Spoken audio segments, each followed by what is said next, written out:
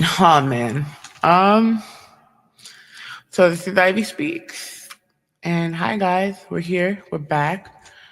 We in action. It's been weird doing this process, I guess you want to call it, because everyone wants me to find an outlet to get this off my chest and get my feelings in check, and it be hard sometimes. I'm doing this vulnerably in the mid, like you all can hear it. And if you've given some positive feedback, I am so grateful for you. Because it's not easy, especially after having the year I've had so far, to just really talk about everything. Why I've been quiet, why have I not been myself, even while I was in the relationship. But this is a very special episode of Ivy Speaks because like I said in the first episode, I got diagnosed with not just ADHD and manic depressive disorder. I got diagnosed with a few things, and one of those was BPD, and that's borderline personality disorder. You know, it's not full blown personality disorder before anyone asks anything. Um, but if you don't know,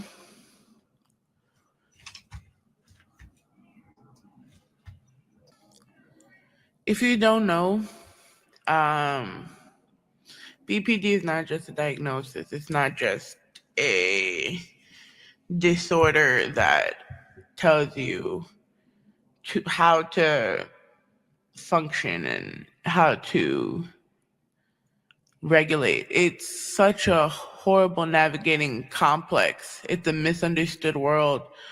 But it's a daily reality for me and for millions of other people. It's so stigmatized and misrepresented. There's so much emotional pain behind this disease. BPD stands for borderline personality disorder, which is a mental health condition that affects how a person thinks, feels, and interacts with others.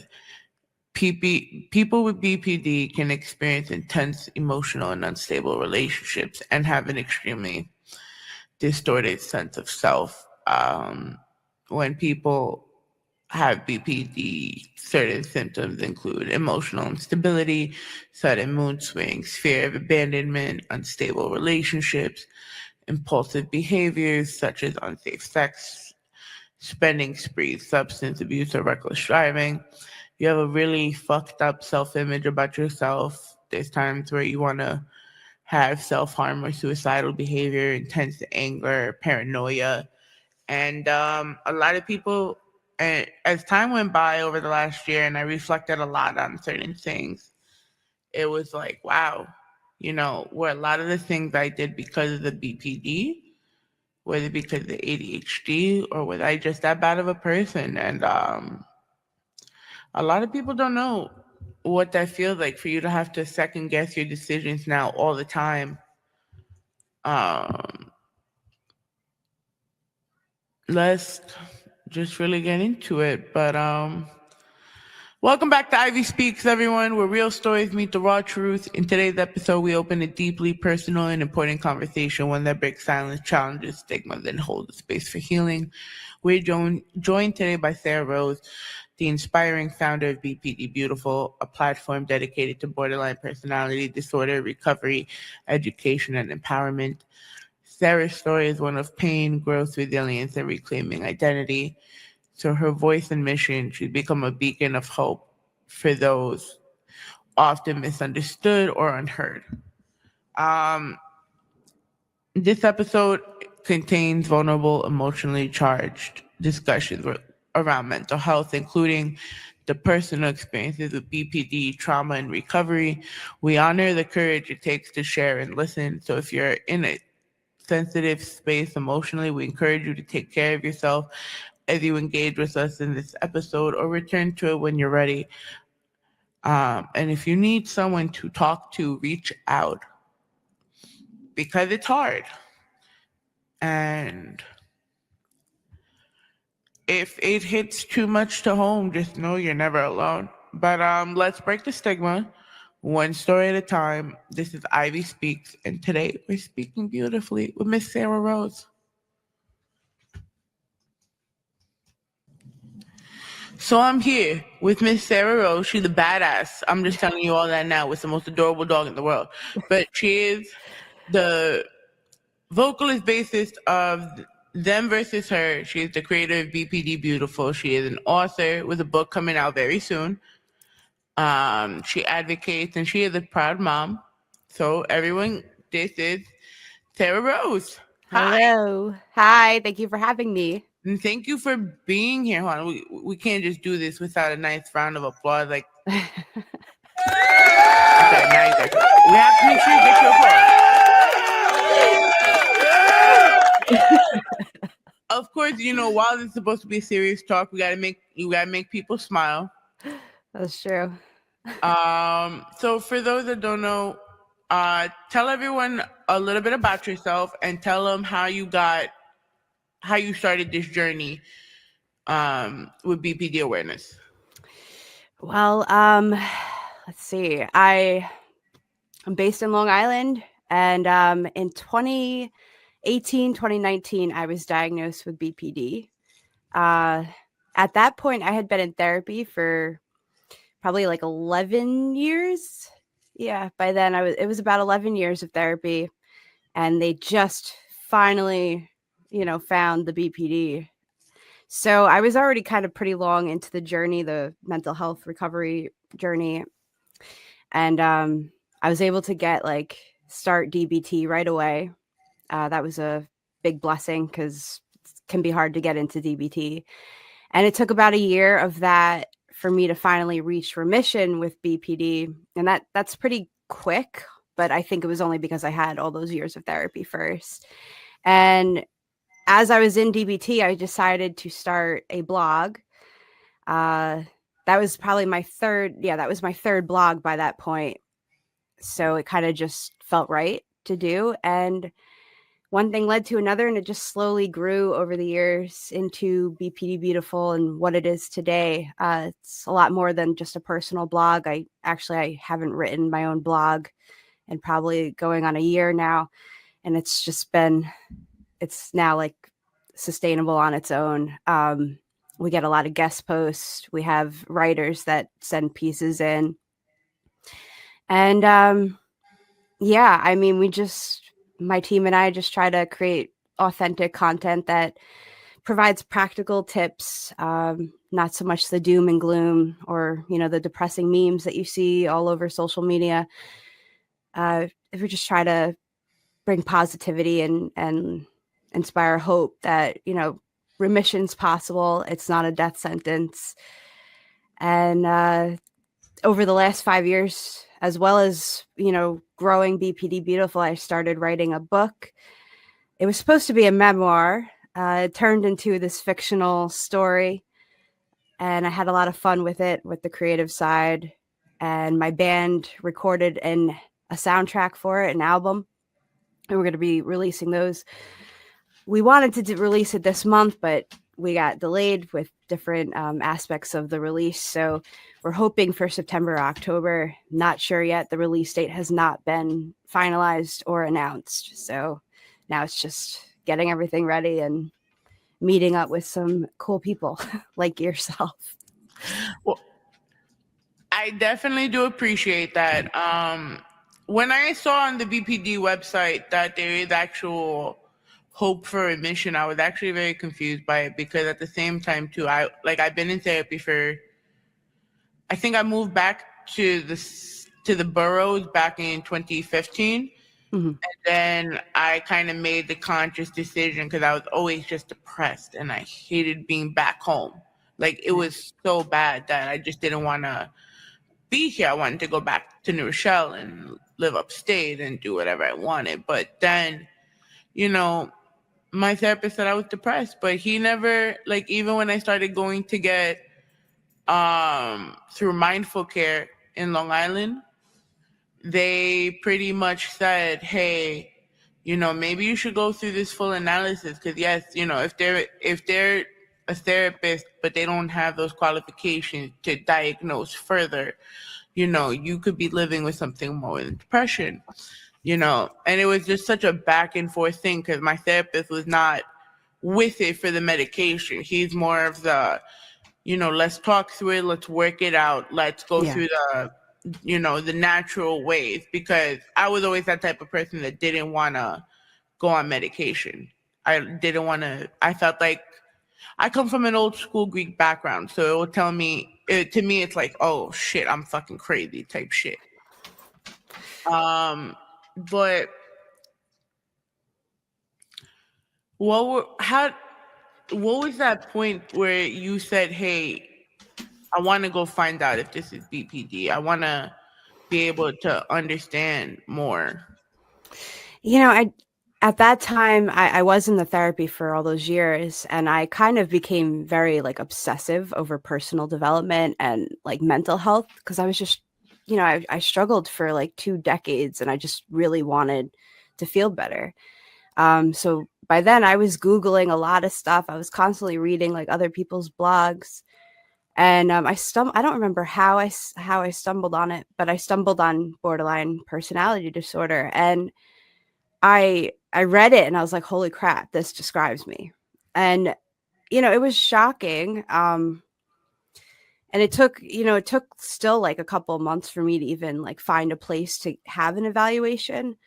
And then at that point, I called them, and it took another couple of months just to wait for the appointment. So it was like a 4-month period of me just like sitting on this thought, like I have these symptoms, I want to get it confirmed.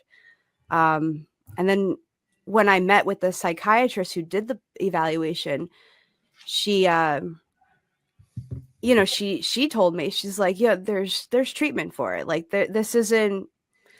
She didn't act like it was a serious thing, even though for like 4 months I was believing it was a serious thing that I would never like get past. Like this is the roadblock that will never go away.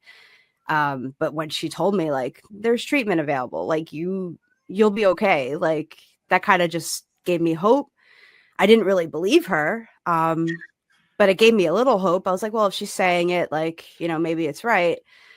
And then over time, like once I started the DBT group, I went all in with that. I had like this dedicated notebook. I was taking notes extensively, looking up my own stuff, doing the diary card every night, the homework. Like I took it very seriously. So I think that's also what helped me progress so quickly. But I do want to like clarify that those like 11 years of therapy beforehand really made a huge difference. So like most people, when they get diagnosed, it doesn't happen within the year. Like that's a little unusual. So I don't want anyone to think if, you just got diagnosed and you're not there yet. Like it's okay. Like those 11 years meant something. It's a process, like a very long process. And I mean, one thing led to another, and I got better. Like I still feel very intensely. I still have bad days. I still get overwhelmed. I'm not like perfect.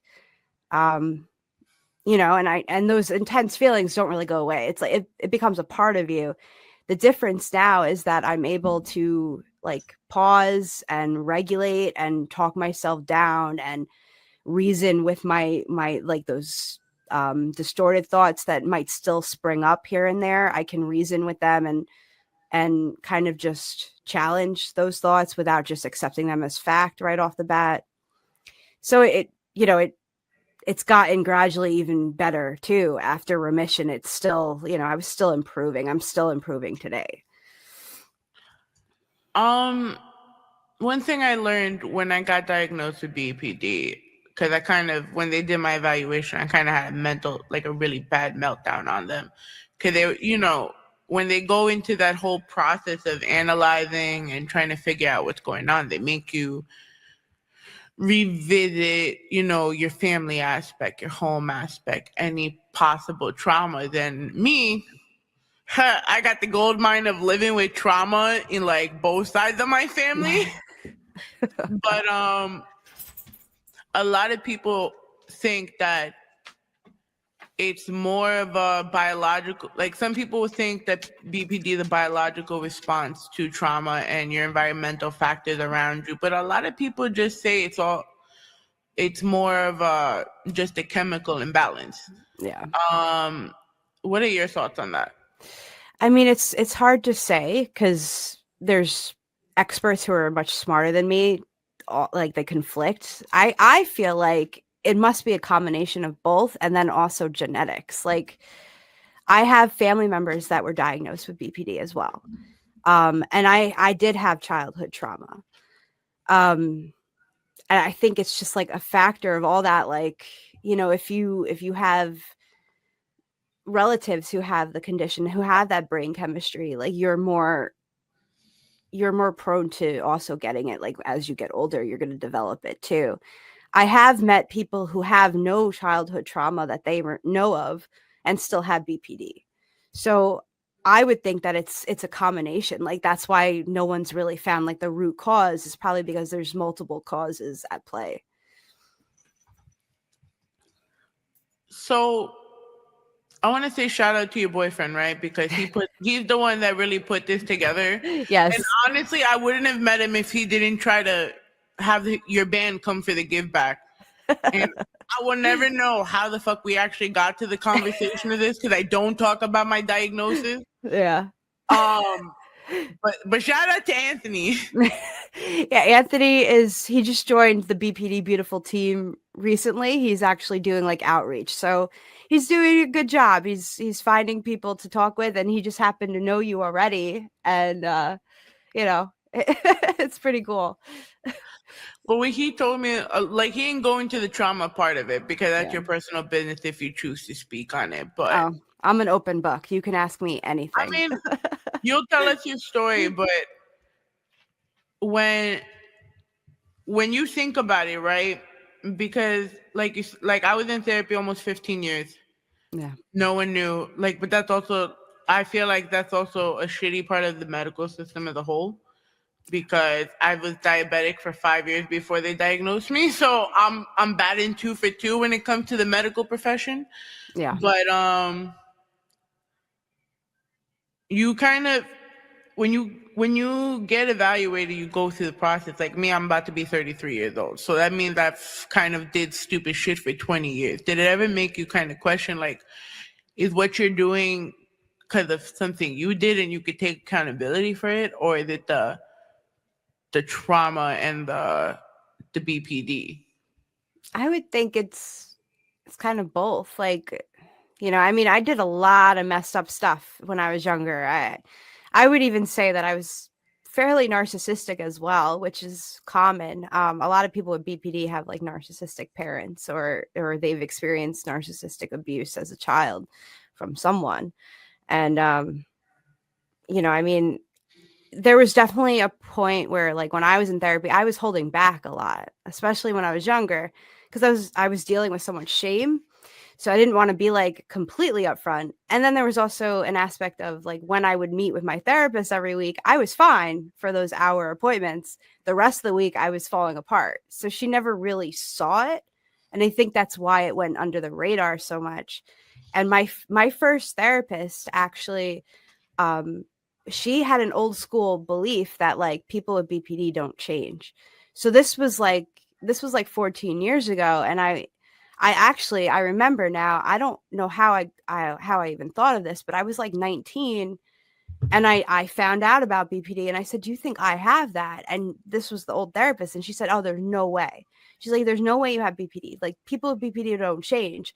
They're stuck in their ways." Like I've had some clients who had borderline symptoms, and they don't change. They leave mid session, they walk out, and they don't come back. Like she's like, "You're very willing, you're very self aware. Like there's no way you have it." And years passed, and I continued seeing her, and I wanted to believe that she was right. So I didn't even question it. And then when I started questioning it again around like 2018, 2019, I went to a different therapist, and that's why I had to take like that 4-month process, because I was like, if I do have this, she doesn't understand it. She doesn't support it. She doesn't think I have it. And I wanted a second opinion, and I got two. I got a second and a third opinion, and they both confirmed that it was BPD and that people with BPD are capable of change. They are, capable of remission. Like that fact alone has only been like knowledge for, I mean, it's becoming more general knowledge over like the last like 10 years. Like 20 years ago, though, like if you were given a diagnosis of BPD, pretty much people were just afraid of you. And that was that. Like Marsha Linehan, she developed, I believe I'm saying her name right. Sorry if I'm not, but she developed DBT, the dialectical behavior therapy. She developed that. She's a doctor and she had BPD. So like, I mean, that's really what happened and what made it, more known that this isn't like a hopeless like diagnosis. Like we have the ability to lead fulfilling lives. But as far as like not getting diagnosed, I would say it was a combination of me, withholding information, not experiencing it like during the session, and then also my therapist had misguided beliefs. Like that it's just a combination of that. And yeah. So we talk about trauma, and how much did your trauma play into everything? Oh man, it played into a lot. I'm sure it made my fear of abandonment much worse. It gave me a lot of shame because I was constantly invalidated growing up. I was very emotional. I was very intense as a child, as a teen. I dealt with like suicide ideation, and even caused more trauma. Like if I felt suicidal, I was screamed at and raged at, instead of being given empathy and compassion.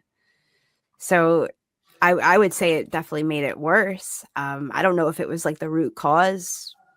I don't know, but it made life harder. It did. And escaping that kind of trauma and abuse, it's freeing, but it's a long healing process. And, the effects of it can be long lasting. Even now in my relationship with Anthony, like, BPD hasn't come back. So we have a very healthy relationship, but like, there's still times when I like fear like that maybe he's, going to leave or I need reassurance. And So I would, you guys have like such not a fairy tale romance, right? Because it's not.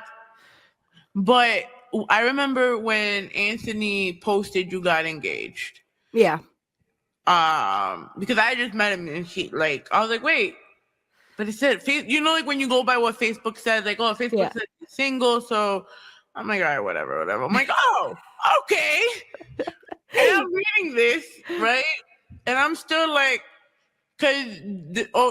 like when I started this podcast, I honestly started this because I got out of a very emotionally abusive relationship. We go into the narcissism, we go into everything, and he was the reason why I feel like, or part of the reason, because I'm not going to say it's all him. Yeah. When in the end of the day, and I'm learning, it's stuff I have to work on too with BPD, but he took advantage of the fact that I just was diagnosed. I'm in a very emotional, fragile standpoint. Yeah. My brother had just died, honestly, like 3 months before I met him, and I got custody of a 16-year-old.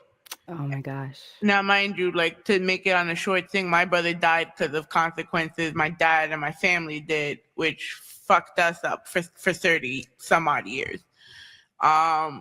So I was reading yours, the whole story about how you guys were friends for so long, and you went through like your tribulations, and then it's getting to the part where it's so beautiful. You guys are back together, and I'm like, oh my God, I'm fucking crying ugly. Yeah. We got engaged 2 months after we started dating. Normally, I wouldn't suggest people do that, and I never thought I would be someone who did that. It was different with him and me because we were best friends for like 11 years. We didn't talk for a year because I needed space after leaving my own abusive relationship, and I kind of just isolated myself and just like went through the healing process for like a year and a half. And then I got we got our band back together. I experienced like this creative reawakening. And it just, yeah, I mean, we just kind of fell into it, but we always had that healthy friendship to like back it up. And like right from the start, it was like we were together already for like years, even though it was brand new, spanking brand new like relationship. So it's a little different. And you know, the BPD hasn't come back. Like it's peaceful, which is, you know, I was abused mostly emotionally by a partner that I had that I loved very much. And you know, he was around when I got diagnosed, and he refused to believe, like once it reached like a certain point, and it was actually about 2 years of like DBT where I really reached remission. Actually, I was 2021.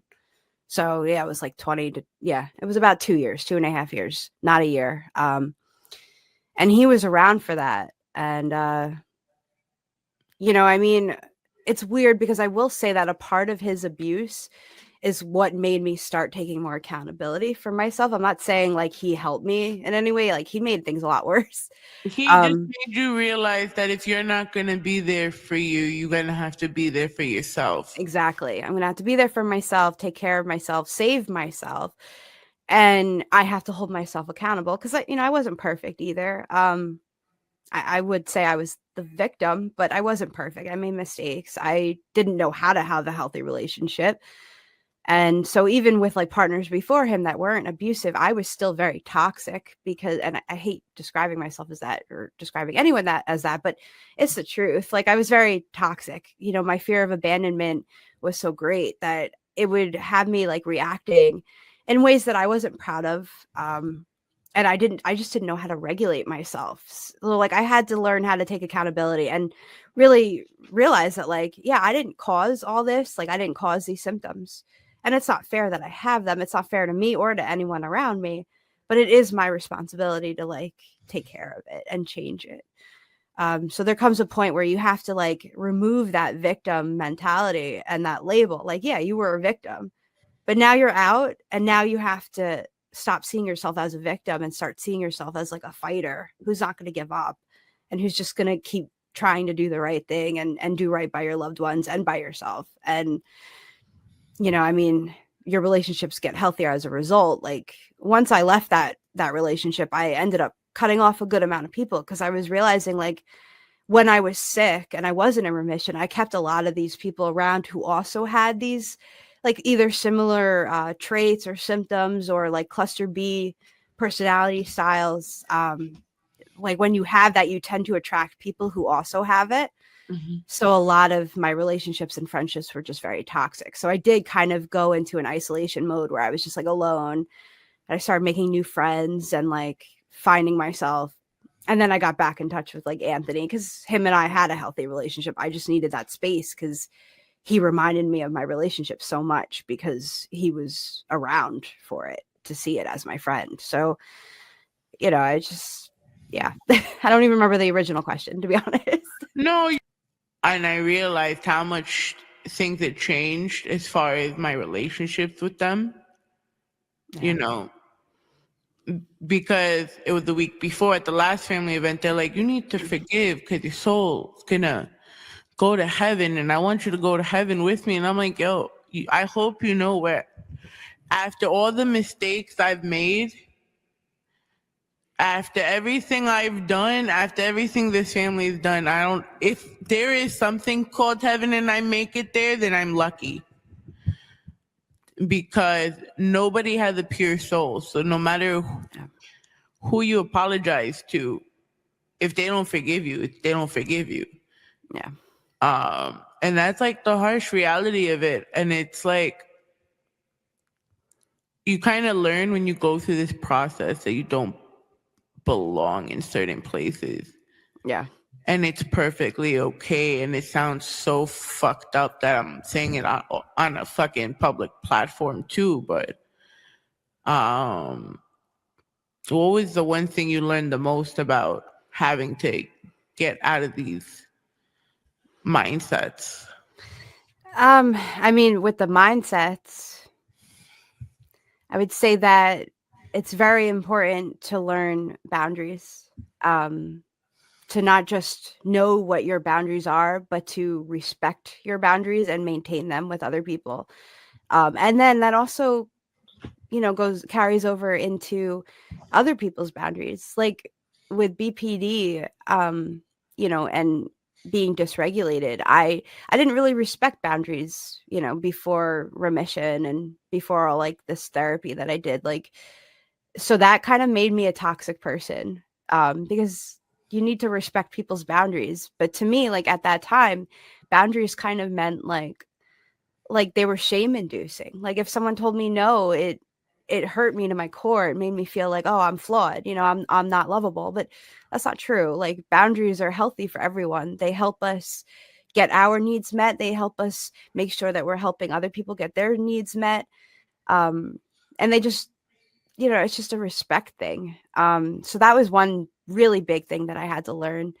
I also had to learn how to validate myself. Depending on validation from others is very dangerous, especially when you have BPD, because you do tend to attract people who are also very sick mentally, or they have these cluster B traits, and that opens you up to abuse. And then it also opens you up to abusing others if you don't have your regulations in check and you don't have boundaries and you're depending on people for this validation. When they don't give it to you, it fills you with this shame, and it might make you angry. It might make you have some rage, because rage is also a symptom of BPD. And that could be very bad, because you might react to that lack of, or that moment where you didn't get the validation. You might react with anger and or passive aggression, and that's not easy. Like that's not good for your relationships. It's not good for yourself. And then knowing how to validate yourself helps you regulate yourself. So those were like the two biggest things, is boundaries and learning how to validate myself and not depend on others to validate me. So you were talking about new therapy methods. So what would you do, or have you ever experienced a time where you didn't have the medication and you didn't? How did you deal with everything before you knew you had these tools to help you? Oh, I didn't deal with it well before I had any of these tools. I would rage. I would slip into dissociation a lot. Um, I was very anxious all the time. Like I was always on high alert for any kind of perceived abandonment. Even if, my favorite person, that's a common term in the BPD community, is having that one person that you like rely on the most for the validation and for feeling like you're worthy of love. When my favorite person would kind of even just talk to someone else, like in the past, Anthony talking to you would have triggered me, when that doesn't make any logical sense to get triggered by this. It there's nothing wrong with what you guys did. He's actually doing a job for me and helping me out. So but that would have triggered me. Like just even my favorite person, not saying Anthony is my favorite, I don't have a favorite person anymore, but like just having that favorite person like talk to someone would have triggered me. I was always like looking for something to get triggered by, and it was no way to live. Like it's not a way to live. I really felt that. Cause even now, like even though I'm completely single, you know, there'll be some friends that I'll just be chilling with, and I'm like, why is she bothering him? And it's like more so on the protective side, not the jealousy side. But Yeah. I wouldn't know why it would feel so intense. Yeah. Um, and again, Anthony's just a friend. I'm just putting it out there. Yeah. Yeah. Um, again, we gotta have the humor with everything. But how did your faith and like your personal interests, like music, help in the healing process? Oh man, music gave me an outlet. It gives me an outlet. I Sometimes there were a few songs, and actually one of these songs is on the soundtrack for the novel, called "Ride It Out." That was a song I wrote right when I was diagnosed. And Ride It Out it's like a throwback to, or not a throwback, but it's like a shout out to Ride the Wave in DBT, which is a skill, just means like I think it's a radical acceptance skill. I could be wrong about that, but it's a DBT skill, meaning like you ride those big waves of emotion. So when you have those intense feelings, you kind of just wait for them to just subside, because they do eventually subside. Like, in the moment it feels like it's going to last forever, but it goes away. Like, so that song that I wrote was just kind of me telling myself to like ride it out, wait, and even mentions like suicidal ideation, because even when I got diagnosed, I went through like a grief period where I was just like, oh, why is this happening to me? And I was in denial, and I had like a depression like from it, like for it took a while to go through those stages of grief, and I think that's totally normal when you get that kind of diagnosis. But I wrote that song, and it helped me. Like, just it was just like kind of my way of saying like, hey, I've already been through so much, I've already grown so much, like just keep going. Like, this diagnosis isn't the end, like just keep going. And there were times that I would listen to my own words and like hear myself saying it, and I would just like start crying, because like, even though I didn't feel strong in the moment, the song helped me like remember like, hey, this isn't the end. The music is just a huge outlet, and there was a time when I didn't do it. I didn't play or sing for a couple of years, and I can't ever do that again. Like, it's just great to have that outlet. And a lot of people with BPD are very creative, probably because we feel so deeply. So like we need a way for it to come out, and that could be in any kind of art form. But it was a necessity for me to heal. So, as a creative having BPD, right? What was the most annoying point as far as presenting your work? Because I know that if I didn't receive like good work for it, or if something failed, I think I was nasty to people for at least a month. Yeah, it's scary knowing that like, my book's gonna come out, this soundtrack's coming out. I've poured 5 years into this, and I'm like, even today, I'm still scared. Like, what if no one likes it? Like, what if what if I get like a bunch of bad reviews? I think like I was upset with myself for a time, even a couple of years ago, like, oh, this book is taking too long, because I planned this out. Like, when I started BPD Beautiful, like I was like, oh, I want to write a memoir. It turned into a fiction story, but like I thought it was just taking too long. And I think at the time, if I had launched it, I wouldn't have been ready to like receive any negative feedback or make any mistakes. So it really comes down to being able to validate yourself. Like, I know I worked really hard on this. I poured my heart and soul into it. I've had beta readers say like it helps them, like it's helped them. And that was like 7 drafts ago. So I'm thinking like, as long as it helps just a couple of people, it was worth it. And I can validate my own work. Like, I'm still growing as an artist. It's okay to make mistakes. It's okay to have like, put out something that's really probably not your best work. It might resonate still with someone. And it comes down to like not having that shame. So like putting your work out there is scary, especially if you have BPD and especially if it's untreated. But I mean, that's your role, is just to create. Like, you don't necessarily have to create to get people to like it. You could just create, and you'd be surprised that people are still going to like it. What role did your team play in shaping the direction of BPD Beautiful? Oh man, I wouldn't be able to accomplish half the things I accomplish without people backing me. And when I started this, I was completely on my own for like 2 years. It took a couple of years for me to like hire people to like come on board. And they've made it like where it's actually almost just like running itself. Like, the processes that we have in place, everything's like pretty much automated. They do their work, and we just like approve it, and it goes through. It's like like an assembly line. And I wouldn't be able to do this without them. I wouldn't be able to do this without the band helping me with the soundtrack, like mixing it, mastering it. We have like a lot of guest posts. I have a VA Manjat, who like comes and puts them up. And we have Elliot, who sets everything up for social media. And we have my son who helps out with like some of the admin, like, assistant tasks. Your son? Yeah, he's 14. What? His name is Nick. He's on the team page. He's on there, but What? it's like, but it's good for him because he's also seeing like he's normalizing like mental health treatment, and I see it in him. Like he doesn't struggle nearly as much as I struggled at 14. Like it's pretty beautiful to see because he's also very intense, emotionally sensitive. Um, he's not like destructive like I was, because I don't think having intense emotions is a bad thing. Like we just feel deeply.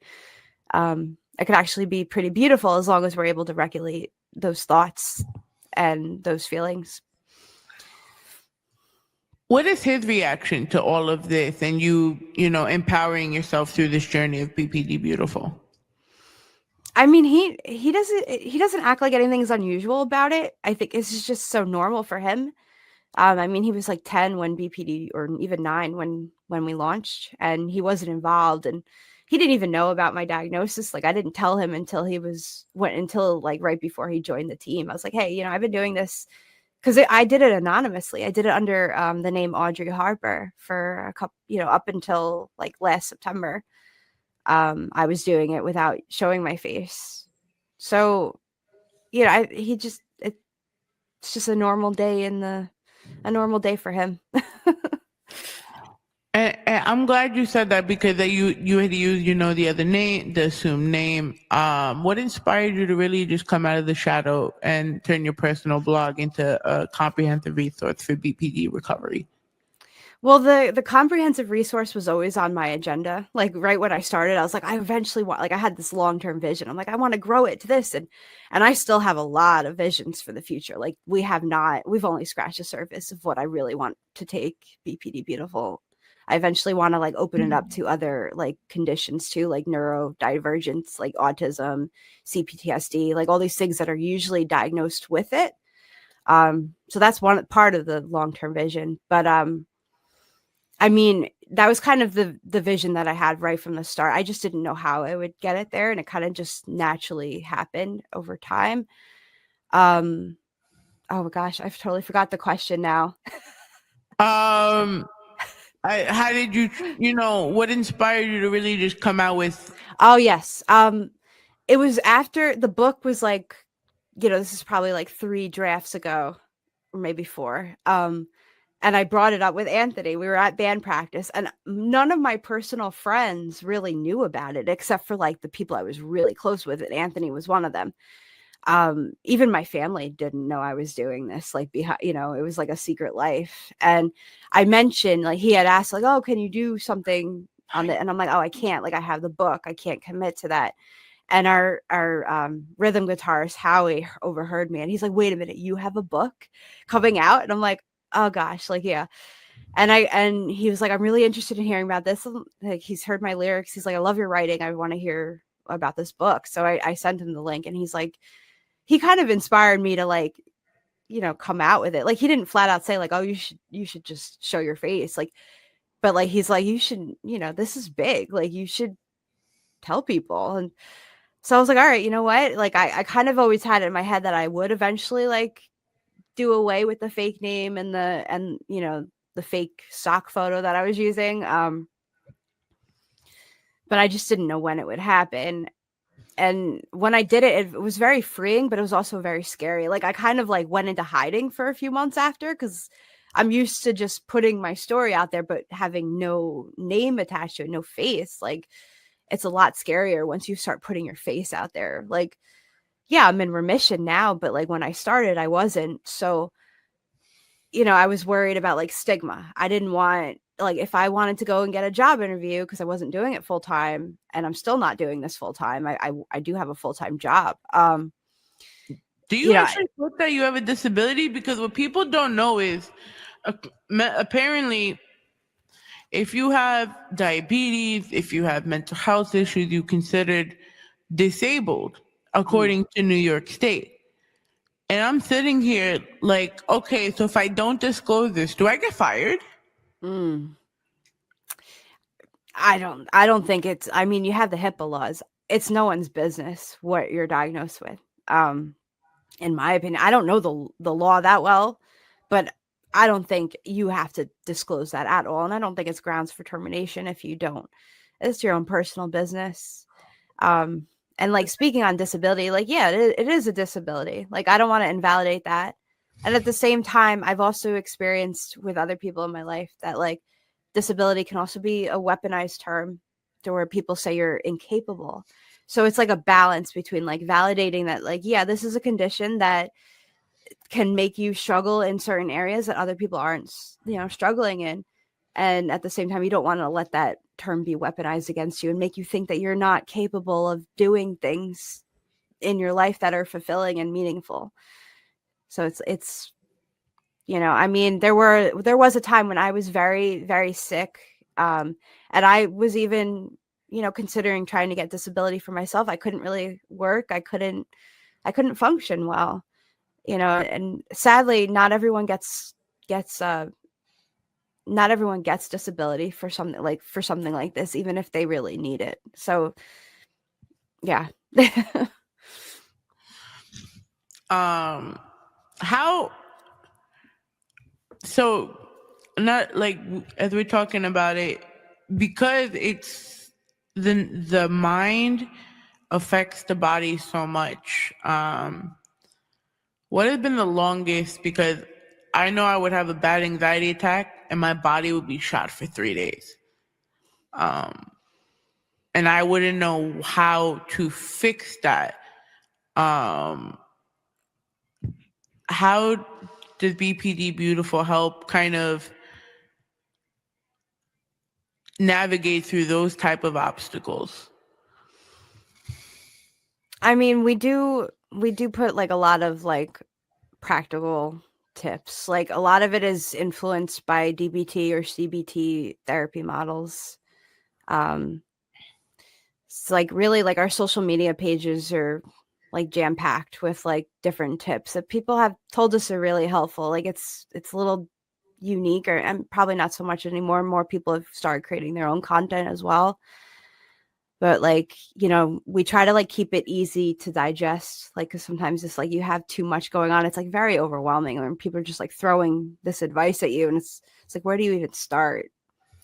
So like we try to keep it very like short and just easy to follow, easy to read, easy to implement is really the biggest thing. It's like, something that won't take too much time out of your day, or just something to think about and reflect on, like little tips that you can do. Like, shame, I'm starting to feel shame. Like, well, how do you challenge that feeling? Like there's some probably like there's different little exercises. We have videos on YouTube, like guided exercises where like if you're triggered, you can watch it and kind of just like follow the exercise. Like it's a mental exercise where you like it asks you questions that you can like reflect on in real time. Like people have said that's helpful. There's different things. I would definitely suggest that if anyone's listening that has like this condition, like go on the website and just like see what we offer. How were you able to measure the impact of BPD Beautiful on its audience? It's hard to, because sometimes like a lot of people who like consume content don't reach out to the creator, so it's hard to see. I mean, we get messages, we get like some comments here and there. I've I've posted on Reddit before, and I've had someone say, "Oh, I know BPD Beautiful." Like that just like shows to me like, okay, it is making an impact. I don't know how many people have read our content or consumed it. I know we have close to 17,000 people following us or subscribed to us, like throughout our different platforms that we use, because we're not just on one platform. We're on Facebook, Instagram, we have our own website, we have our own blog. We started a YouTube channel. We're not too active on there as of now, but we have different ways for people to reach us. And I know on Google, like our website by now, it's reached over a million impressions, just in Google search results. I don't know how many people exactly know about us though. It's hard to measure. I like that answer. Um, Your upcoming novel, Sadie's Favorite, is set to release, as you said, end of the year 2025. Um, while you say it's fictional, how does it reflect on your experiences and your themes of BPD recovery? Well, I mean, it does. It was supposed to be a memoir when I started it, and then it's heavily fictionalized now. Like a lot of it's someone else's story at this point. It's not me. But it does reflect the journey. Like it shows Sadie when she's like 10 years younger and then in her 30s, like, and it shows that bridge between, like, you could see, like, in her earlier chapters, you could see the difference in the way she thinks and the way she acts and treats people and the way her relationships look, and then you can see her slowly getting better over the years. So I would say that that aspect alone really kind of reflects my own journey and how, like, my mental state was, like, even reading like my first ever blog post is like reading someone else's story. Like, so that I would say that's like the biggest thing. Just like you see her growth in her narration. How do you balance your personal expression with the responsibility of being a mental health advocate? Being authentic is probably the biggest thing, and which can be hard when you're online. It was a lot easier, to be honest. It was easier when I was hiding my face. Now it's more intimidating. But just being authentic, like letting people know that I'm not like this perfect angel who's never made a mistake or who doesn't ever have a bad day or who doesn't ever like lose my shit. Um just being authentic, like this is me. Like I'm a human being. I struggle. I still struggle. Like I'm doing a lot better and my life is so much better than it was. But like I'm not untouchable. Like where I am isn't somewhere that no one else or anyone else who really wants to put the work in and who really is tired of living that way is able to get to this place. It's not like something that only a few people can do. Like that, so I just want to be authentic and like no, like I don't want to look like I'm this like perfect person. I don't want to, like, because it's so easy to do that and to fall into that trap when you're posting on social media. Like we all want to look our best, you know, that's kind of a human nature thing, is we want to look good. So like having that humility to be like, hey, I'm not always on my game, like this is just me.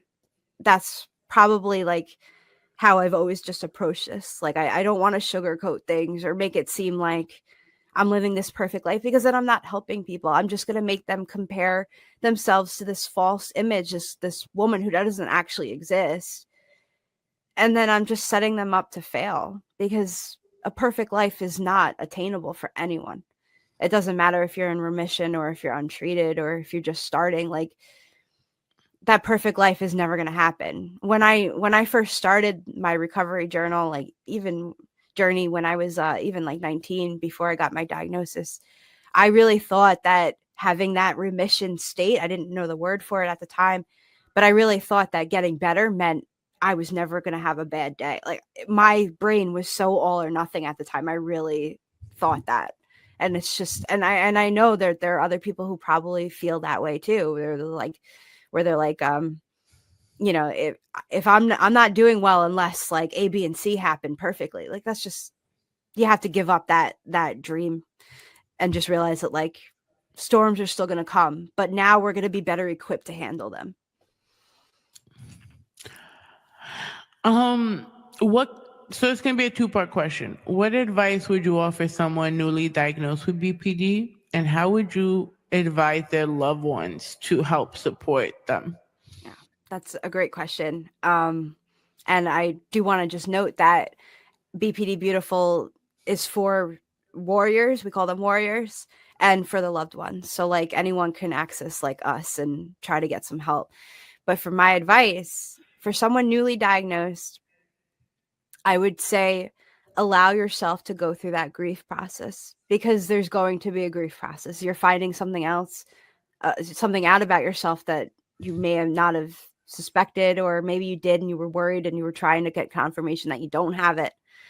But just allow yourself to go through that grief process. It's all part of the healing. Like you might feel relieved at first, but then in a few weeks you might go through like more of like a bargaining where it's like, why does this have to happen to me? Like, if I do this, can't I just get better? Like, why do I have to be the one to do all this work? Like, I went through that too, where I was like angry. It's like, well, I didn't make myself this way, so why do I have to do the work to change it? Like, that's not fair. You got to get out of that mindset, but also like let yourself go through it. Like, there's that grief, go through the depression, go through the rage that it causes. Let yourself grieve. And just don't lose hope that this can get better. You know, every day take a little step forward.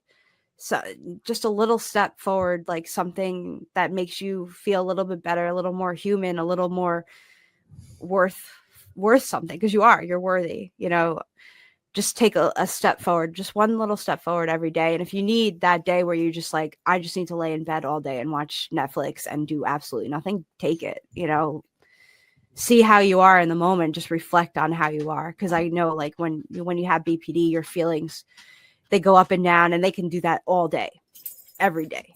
So just like listen to yourself in the moment, like what do you need right now? And probably lastly, for people who are newly diagnosed, is just really start to focus on yourself. I know that's hard because like when you have the BPD and you have a favorite person, your world revolves around that person. Try to start focusing on you.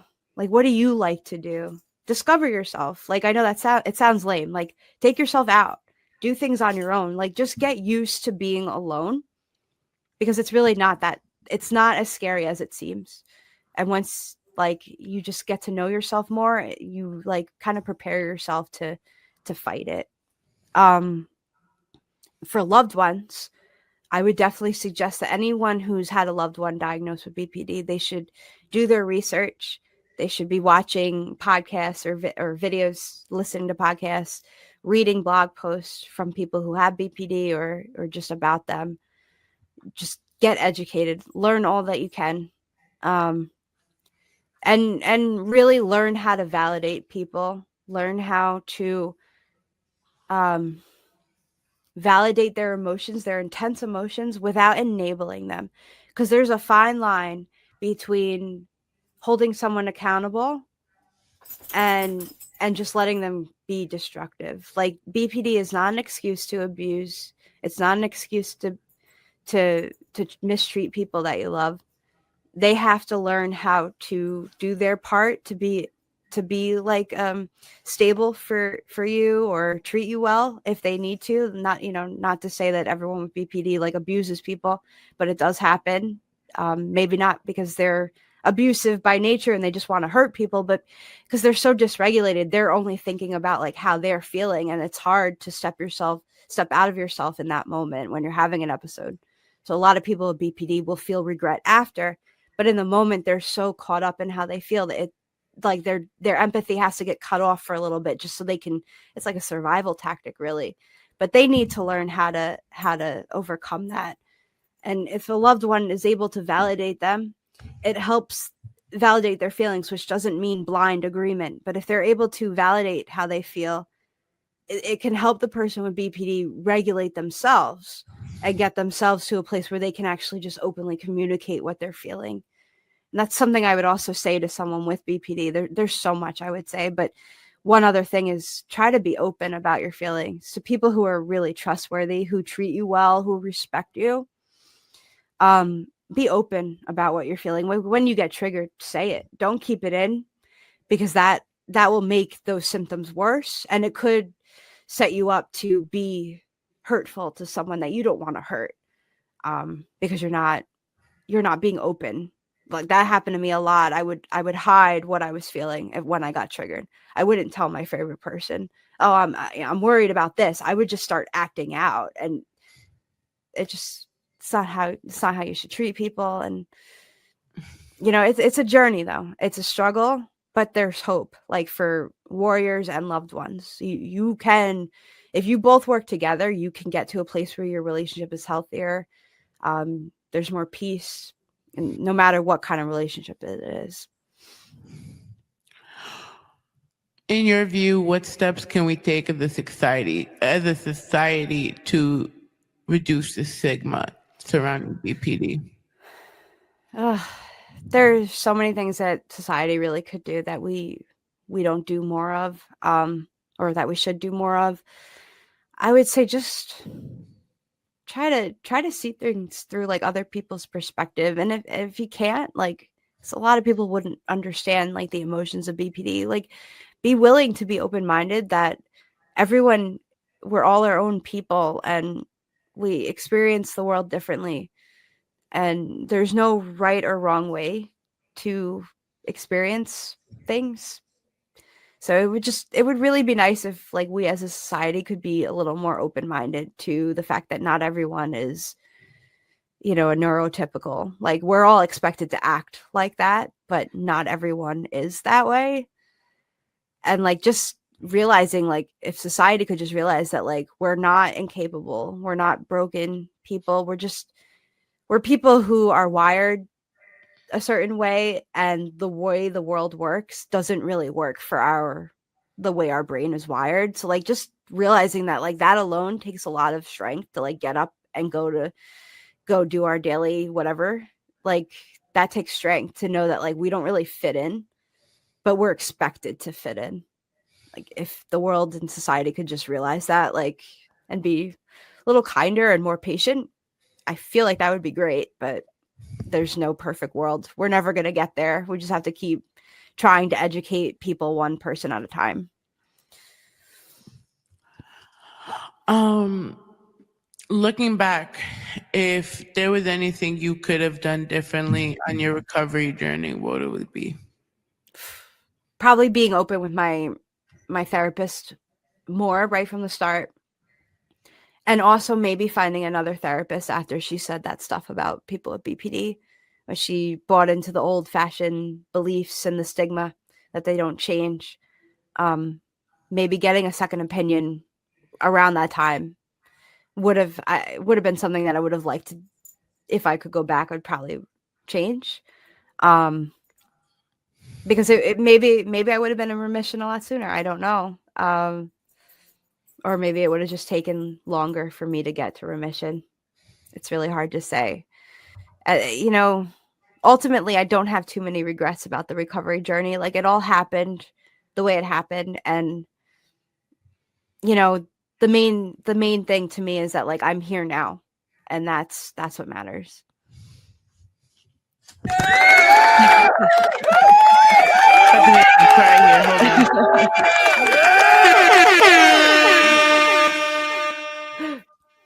I got this little roadcaster board, but it's not the big one. It's like the mini one with the one mic. So I get very happy that I get to press the button.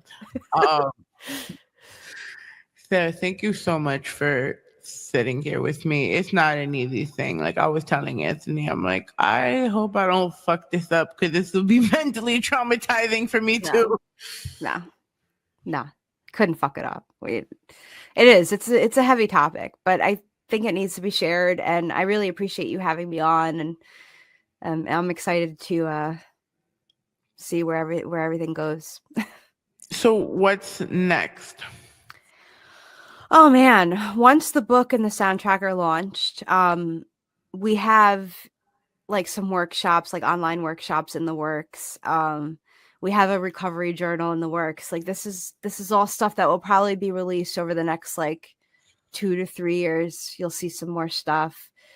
Where one thing I really want to start doing is some like retreats. I want to host retreats for people who have like cluster B traits. We're going to have like support groups. I'd love to start doing like some support groups, some prayer groups for people who believe in that stuff. And just kind of continuing. Like, I don't see us ending. I have like 20-year long plans for this. So I'm really excited to see what happens. And I hope anyone who's listening that's struggling can stick around and see and, get inspired and change their life. My love, thank you so much for being here with me. Just tell everyone where they could find you, where they could find everything. Well, if you want to go to BPD Beautiful stuff, you want to see us there, you can go to bpdbeautiful.com. If you want to find out more about the upcoming novel and the soundtrack, you can go to sadiesfavorite.com, or you can go to bpdbeautiful.com and click on novel. We have a link there in the menu as well. So thank you so much for having me, though. I really appreciate this. No, thank you. You can catch this video on YouTube at IV Productions. You can catch us back on Spotify, Apple, wherever you may stream your podcast. Look up Ivy Speaks. As for myself, follow me at IamIvy.xo_. Follow the Raw Zone at Raw Zone NYC. We're on the road to uh hold on, I gotta roll this down because I was so not used to this. Um, we're on the road to the Give Back for Sean. We're raising awareness for sarcoma research. We're fighting cancer with music. 3 performers will be chosen for our Give Back concert this fall for the Sarcoma Foundation of America and Mount Sinai Pediatrics. And I am going to call this a wrap because I still don't have an outro for this yet. Well, thank you again for having me. It was great. Thank you for being